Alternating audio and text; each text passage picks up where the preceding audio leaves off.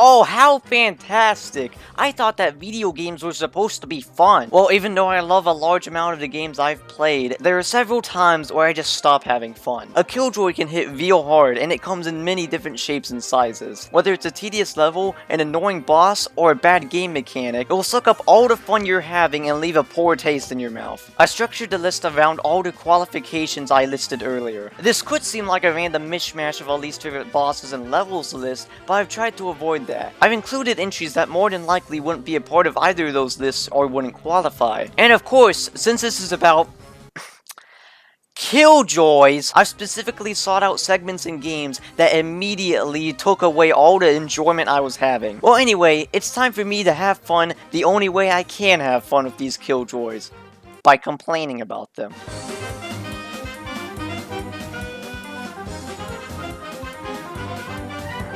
Even though it was a very difficult game, I found Cuphead quite enjoyable for its boss fight. Sure, the bosses were difficult and some of them could be considered Killjoys. Don't worry, we'll eventually get to her. But I felt that it was very balanced out. No matter how difficult the boss was, I always felt like I could beat it. Except for King Dice. The ruler of the casino and the devil's advocate sure gave me a run for my money. It's a casino joke! Every boss in the game felt very manageable, but whenever I was first tasked to defeat King Dice, there was no way I was going to be doing that in one sitting. Now this boss fight plays out much differently than the others. What you do is you roll a dice, and then you move a couple spaces on a board. And whenever you land on a specific spot, you fight the boss assigned to it. I'm guessing you could see my initial issue of this boss fight. There are 9 spaces on the board, which means I'd have to learn how to fight 9 bosses plus King Dice at the end. Now, you can potentially skip most of the bosses if you're good at rolling the dice, but of course, that takes time, and I wasn't able to get a hold of it in my first couple of runs. And then there are the mini-bosses themselves. Well, I'm not going to go over all of them, because some of them are just pretty lackluster, all things considered. But on the other side, we have bosses such as the alcohol that cover up the entire screen with so many different attacks. And almost drove me to drink. Hey, wait a minute! We also have other marvels, such as this horse, where I can't see what's going on because of whatever's in the foreground. But the worst of the worst is the freaking monkey, mainly cause this is just very tedious. This is barely a boss, but once you finally reach the end, or start over, you get to fight King Dice, and he only has one attack. Send out a bunch of cards that you have to parry over.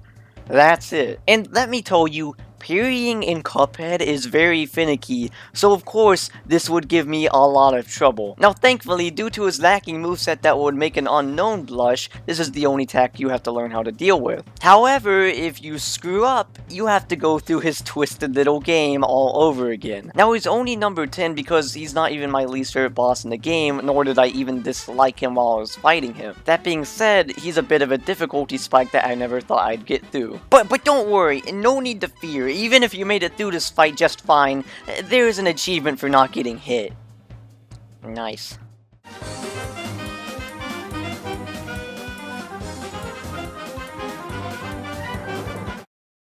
Lisa the Painful. I absolutely love this game, but I can understand why it wouldn't appeal to certain people. It's a very different kind of RPG, one with a very different approach in which you can lose party members or items very easily. I was aware of most of these aspects, and I was completely fine with dealing with them. Oh man, the Sunday papers are in!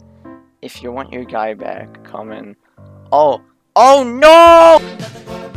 How about no? I found situations such as this very manageable with the exception of 2 moments. One is a moment I dare not spoil because it's one of my favorite parts in the game, however it is kind of cheap for a first time player. And the second is something King Dice should be familiar with since it involves gambling. Russian roulette. So there's this part in the game where you're walking past this guy and he gives you a funny look and then he kidnaps you and forces you to play his twisted game of Russian roulette. What you do in this part is put one of your beloved party members up to death. The only influence you have over this is pressing the Z key, which just makes the game progress. Now, you may survive, or you may lose a party member. The reason I don't mind getting your party members kidnapped while they're resting is because the game's trying to drill into your head, hey, resting has a risk. However, by making this 50-50 life or death situation mandatory, this just becomes an outright killjoy. But okay, all you have to do is play 3 rounds of Russian roulette and you're good to go. Oh wait, did I say play? I meant to say win. And it certainly doesn't help that 5 minutes beforehand, you were making a choice of whether to cut your arm off or get one of your party members killed. No joke, on my first run of this, I only had 1 party member left. I know that save scumming is a bit touchy, especially with this game, but thankfully, there is a save point right before this moment, so feel free to abuse it. There were also times where I save scum during resting, but other times I just grew some balls and dealt with it. Hey, excuse me, can I play? Because after this, I kinda wanna die.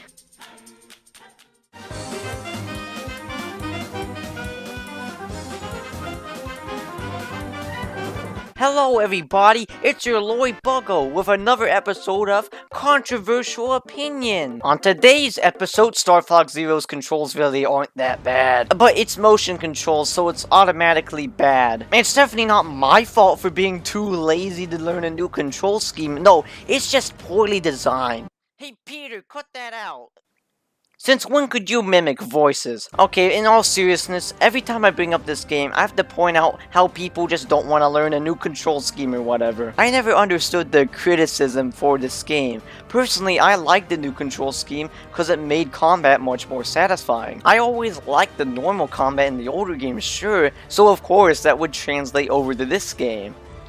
But on the flip side, I never enjoyed the Landmaster combat, which means we get the 2 worst Landmaster stages in the series. Alright, so before delving deeper into this, I like the R-Wing combat because there was enough space to aim. However, the Landmaster, you're on the ground and it made it very uncomfortable to aim with the new control scheme. And I never liked the Landmaster combat in the other games, so of course it wouldn't translate too well into this one. Another thing I need to point out, I'd mainly keep my eyes on the gamepad since it had the perfect view for aiming down stuff. However, on the Landmaster, it looks so weird. Your point of view is very limited because you're on the ground. I'm guessing to try and mitigate this, they added in new things for the Landmaster. First off, it can fly once you get the Ficina, but still retains the crappy projectile and it can't barrel roll, so it just feels like a sluggish R-Wing. But I think the worst part is the new Landmaster boss fight. Now every now and then in a Star Fox game you go into all range mode. Most of the game is on rails, but whenever you're in all range mode you can go in any area you want. This was always limited to the R-Wing, for a very good reason. The Landmaster was not made for this. You have much less freedom in which you can go, and it's much harder to keep track of yourself due to the very large bosses. And it doesn't help that these bosses are horrendously designed and take forever to beat. This magnet hook thing tugs you all over the place when you're supposed to be aiming at the middle of the boss. And as for the Mother Strider, you're continuously shooting its legs off, hoping that the core will open. The only reason why this didn't get any higher was because there's only 2 stages in the game, and even then, Titania is okay by itself.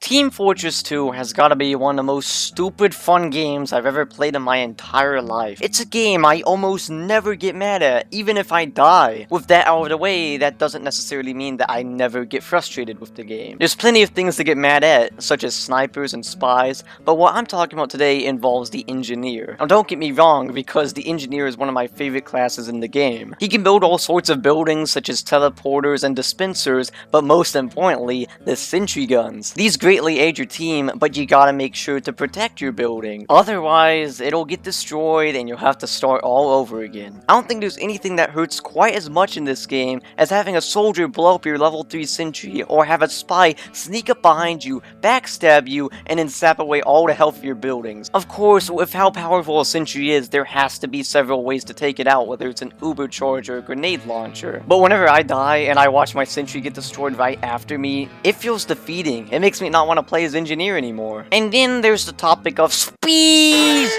Props to any spy who can sneak up on me, backstab me, and destroy my buildings. But if your plan to get a sapper on my sentry is just walk up to it and ask, "Excuse me ma'am, can I place this on your sentry?" then I become an unhappy Luggo. And the problem is, it's really effective. You're probably gonna be distracted on the spy. Even if you get the sapper off, they can literally just put another one on there. To this day, I can't understand why there isn't some cooldown for putting a sapper on the same sentry. Now, of course, I'm aware they cannot make sentries invincible. That would break the game in half. I hate to say it, but this is the reason why Engineer will never be my favorite class in TF2. He has the biggest killjoy in the game, but it's necessary. We don't want a bunch of turtles to migrate to TF2, do we?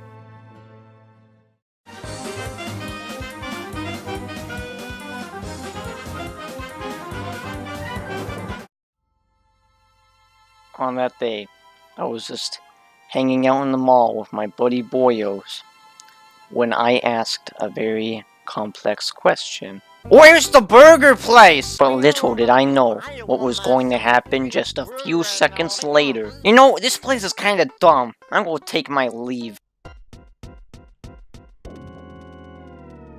Oh no! So here's the deal with Earthbound. I feel like it's one of those games that gets progressively better as it goes on. I think one contributing factor to that is how you get party members throughout the game. Ness isn't very versatile, but Paula is a PSI powerhouse, and Jeff has a ton of unique attacks with his inventions. This leads to the game having a solid streak of areas up until Paula gets kidnapped in the Forestside Mall. And when this happens, it feels like the game kinda fell down the stairs. But to be fair, I like the mall segment quite a bit. It has a very eerie atmosphere and I like exploring it. You do get a lead from the kidnapper that you need to go to the Monotoli building, but you can't progress that far into it. Now later on, outside of the cafe, you'll see Everdread, who's ever dead, who tells you to go find the Monty Monty statue by checking behind the counter in the cafe. Godspeed, my hero. Citizen, please move out of the way. Anyway, after that, you have to go inside the cafe and do exactly as Everdread told you to. This will bring you to Moonside, and personally I'm not a big fan of this area because it's really awkward to explore, talking to random people who will teleport you, and eventually having to find the Invisible Man. You'll eventually find and defeat the Monty Monty statue that Everdread told you to destroy. And now after this comes the worst part of them all, because you're called to go get a trout-flavored yogurt machine. So now you have to go to the monkey caves. The monkeys, however, won't let you pass unless if you give them a certain item. This is beyond tedious because you'll probably have to leave and go get another item from the store and then come back only to have to get another item. But the worst part is how there are rare items beyond some of the doors. So that means you have to get an item that monkey wants and then get that rare item and then go find the other monkey that wanted that rare item. After finally getting the yogurt machine, you now have permission to go to Mr. Monotoli's office. Go through an okay mini dungeon. I mean, it's nothing all too special, but I do like it whenever the Runaway 5 come in and help you defeat this robot. And eventually you reach Monotoli's office, who easily gives up Paula. While I do feel like that all of these areas retain Earthbound's charm, they're simply not fun to play through, especially the monkey caves. It's just moment after moment after moment of mediocre gameplay. And without Paula and all for PSI abilities, the battle system becomes a little less interesting for a while. I can see what they were going for, but this long stretch of time was easily one of the most mundane parts in Earthbound.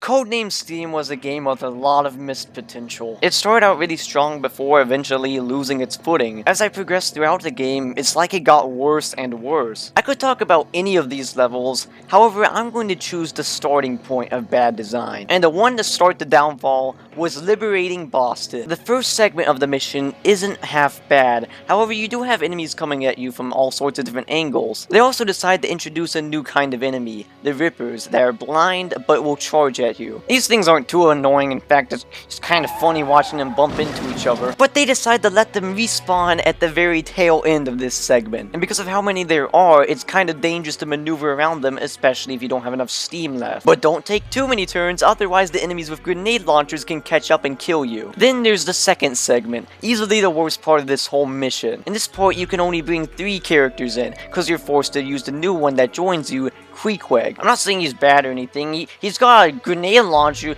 that lobs penguins! But what if I failed the mission and Queequeg didn't do much for me? Well, sucks to be me, because I have to continue using him. And as for the enemies, the normal ones are pretty annoying, but also there is a special boss enemy here. This is the Gunner. It can attack you from a long range with a strong overhead attack, has a ton of health, and its weak point is on its back. Oh, and these weird eyeball things are in the area, giving it extended range. Now that enemy sounds very difficult to manage. So imagine what's like dealing with two. And the last part of the mission involves you having to hunt down this one specific alien in this small, cramped building. You know, this game seems to have an issue with enemies randomly appearing, but that's especially prevalent here. This is such a confusing layout for a building. I don't know why they decided to make it into a level. Nice tight corridors we've got here. Sounds like it'd be a real pain to use characters of explosive weaponry.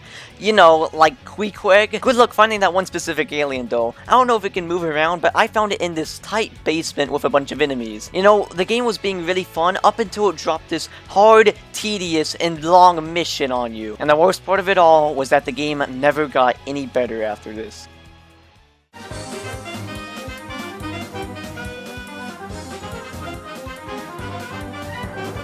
Pokemon Coliseum sure knows how to test my patience. What I just said makes it sound like I don't enjoy this game at all, but I really do. It just has a lot of roughy.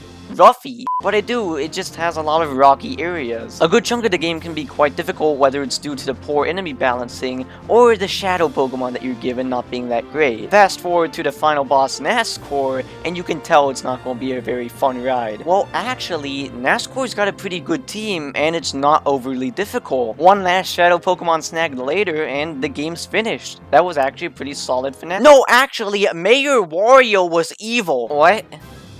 Why did they make the mayor a twist villain? You see him like one other time in the game. Was this supposed to be a surprise? Was this supposed to be a shock? Did the game want to pull the rug right underneath me and be like, yeah, I bet you couldn't guess that he was gonna be the villain. Stupid plot twist aside, Evis, as he's called, is one of the most stupidly difficult bosses I've ever seen in the game. Nascore's team was well thought out and much of a challenge, but it was still very fun. So have Evis throw that out the window and just crush you. Those numbers aren't lying to you. These are 10 levels higher than Nascore's Pokemon, a person you just fought 10 seconds ago. Not to mention, his team composition is horrific. For example, he has a Slacking and a Slowking on his team. Slowking will use Skill Swap so that the Slacking can attack every turn. Slacking is an incredibly powerful Pokemon hindered by its ability to only attack every other turn. This, however, uncuffs it and makes it into a monster. Alright, what else has he got? No way he can top that. And he has a Salamence, a Pokemon with incredibly high special attack and very few weaknesses. Scizor, a very threatening Pokemon with good defense. And we can't forget a Shadow Tyranitar that you have to capture if you want to 100% the game. Now get it, he's the final boss, he's an evil villain, he's supposed to overpower you, but by this much? I'm not saying he's not allowed to be hard. I liked Jeff's battle in Black and White because he was hard. Unlike that game though, you don't have very many choices whenever it comes to Pokemon. In fact, they give you a lot of crappy ones. So we have a very lacking team made up of weak Pokemon against a team that's probably 10 levels higher than all of our Pokemon with incredibly strong Pokemon. So out of everything on this list, I don't think it should be a surprise that this is the only one I haven't gotten past. I came really close once though. I had an Altaria up against his Slacking. What I could do was use Fly, while my Altaria was in the air, he'd attack but he'd always miss. Then my Altaria would come down, hit him, but he couldn't attack because of his ability. So if I used Fly every turn, then that meant he could not beat me. I had this in the bag. And then he went first in one turn. I realized that my Altaria and his Slacking had a speed tie. So of course, I lost. A preventable loss if I just got one more level up. I like to end each of these countdown entries with a joke or something clever, but there is nothing clever or no joke to be made about Evis. Just screw him.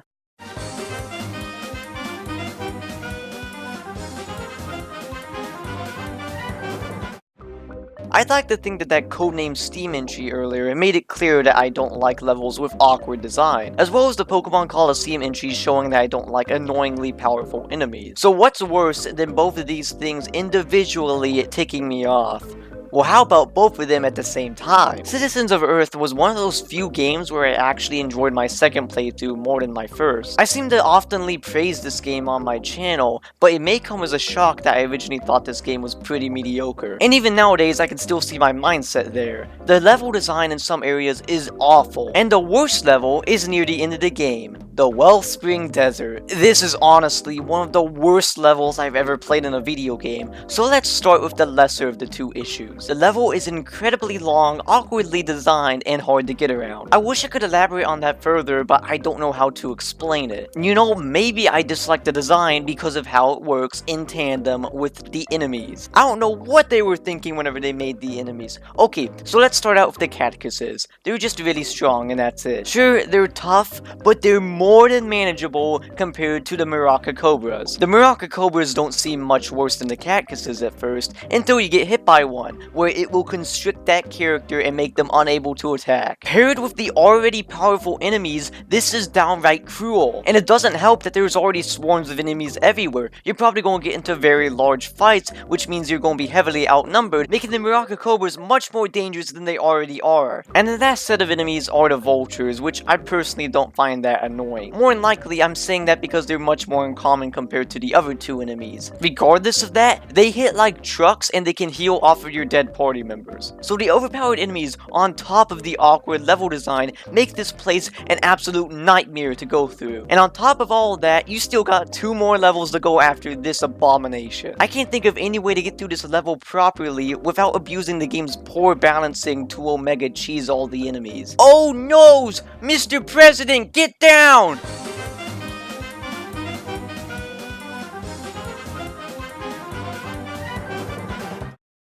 So on the topic of games I heavily praise,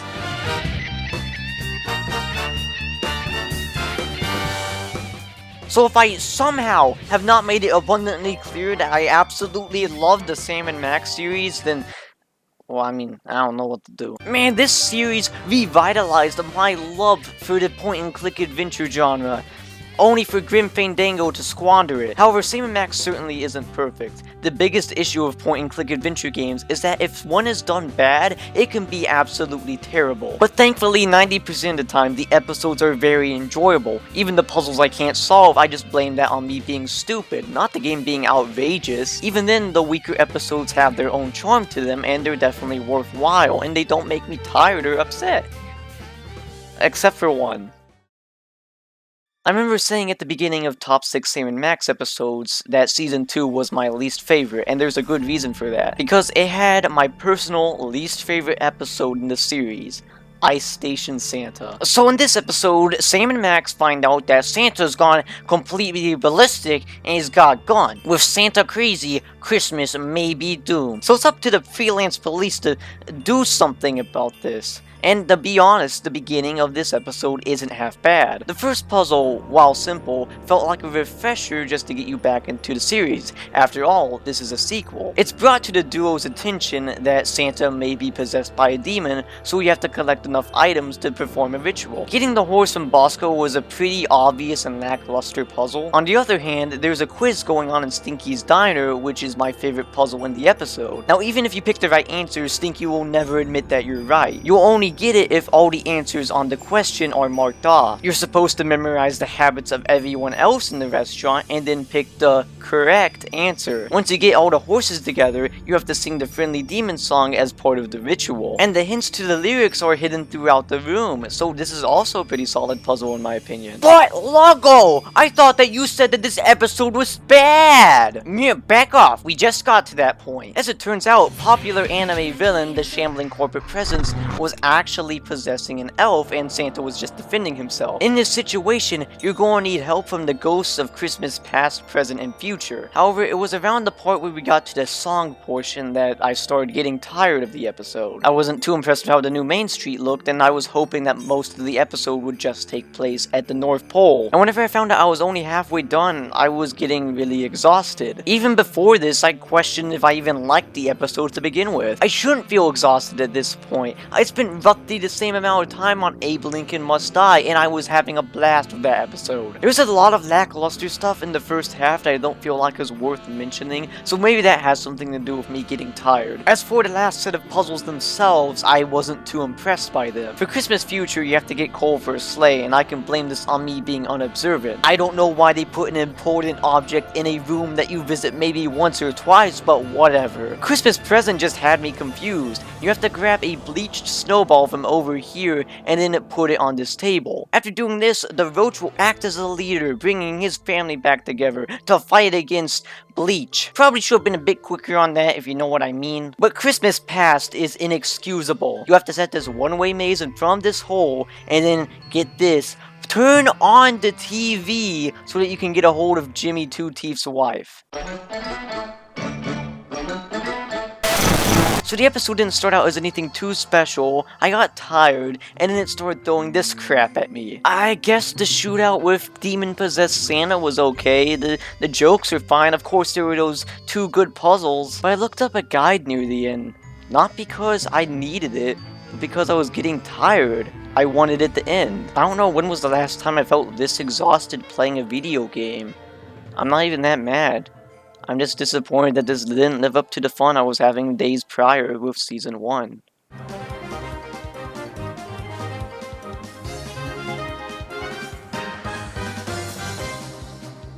Number 1 is going to be something much different than you may have expected. A good amount of these Killjoys maybe only affected me once, they probably affected me multiple times, but this one has affected me the most. While the other ones would just ruin my fun, this would ruin my fun and also throw away hours of dedication. So, let's talk about Minecraft. No, wait, please don't leave yet! I'm not gonna lie, I usually get annoyed by how popular certain things are, but Minecraft is an exception. This game has persisted throughout a large portion of my life, which makes me sound like I'm 12 years old, but every now and again, it just comes up and I pick up and play and I have a good time. I'm surprised I even like a game like this. I'm usually not very dedicated to these big games where you can do all sorts of different things and sink hundreds of hours into. I've played many games where that's supposed to be the appeal, and the only one that's hooked me besides Minecraft is Animal Crossing New Leaf. One big thing with Minecraft is that progression isn't so slow. You can take it at whatever pace you want. You can even set whatever goals you want. You can either make a small house, or you can make a big settlement like me and my younger brother did one time. With all that out of the way, there is one big persisting goal throughout a survival world of Minecraft. You may not notice it, but everything you've been working on, whether it's mining or making new gear,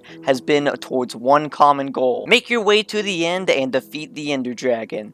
And this is where Minecraft falls apart for me. Making houses and farms, that's fine by me. I like making house design. Going on mining expeditions, that's also fun and it can occupy a few hours. But making your way to the end is the ultimate killjoy for me. So because I don't want this video to be any longer than it is, we're gonna go rapid fire through all the steps you have to go to get to the end. Step 1, build a mine shaft and get yourself some armor so that you can survive attacks from later enemies. Step 2, find yourself enough diamonds to make a diamond pickaxe, mine some obsidian, and then make a portal to hell, both figuratively and literally. Step 3 is kill the fire spaghetti monsters known as blazes to get their rods. And once you have all of those steps out of the way, it's time to get to the reveal event. You need the blaze rods and ender pearls to make eyes of ender so that you can find yourself the portal to the end. You get the ender pearls from endermen, which are very uncommon enemies, and even if you kill one, you might not get an ender pearl from them. Step 3, use all of the eyes that you have crafted to throw up into the air and slowly find yourself a portal that's underground. Step 4, once you get into the stronghold, try and find the portal and pray that you have enough eyes of ender left. Then you can finish the game. Now the first couple of steps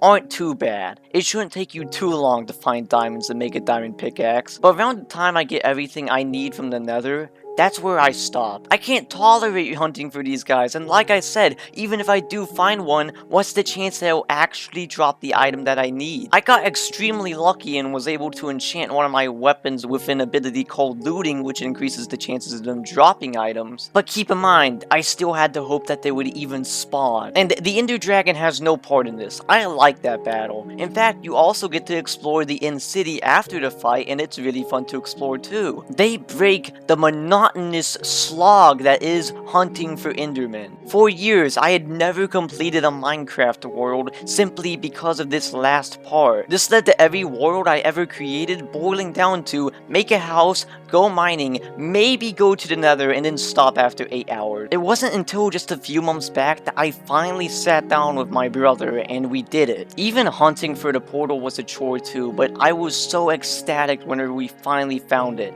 I don't know when was the last time I was ever so excited for something. But this final part took so much away from it. No more crafting, no more going on more fun mining adventures, just walk around in the world for a long time and hope you find a specific enemy. And actually hunting for the portal isn't much better. You're supposed to use the eyes to guide you, but they can break, meaning you might be missing a few to fill out the portal. The only reason we finally sat down and did this for 3 hours, mind you, was because of how much dedication we had already put into our world. But don't get me wrong, cause in that world it was still a Killjoy. I spent countless in-game days just walking around inside the plantation we made, doing nothing of substance. We even put that save file on hiatus for a couple of months cause we just didn't feel like doing it. But at the very least, this time, it was just delaying the inevitable. At the end of the day, I'm happy that we finally decided to buckle down and finish it. Took me 6 years to beat Minecraft, but it was still gratifying nonetheless. I'm Luggo the Luggician, and thank you so much for sitting through till the end.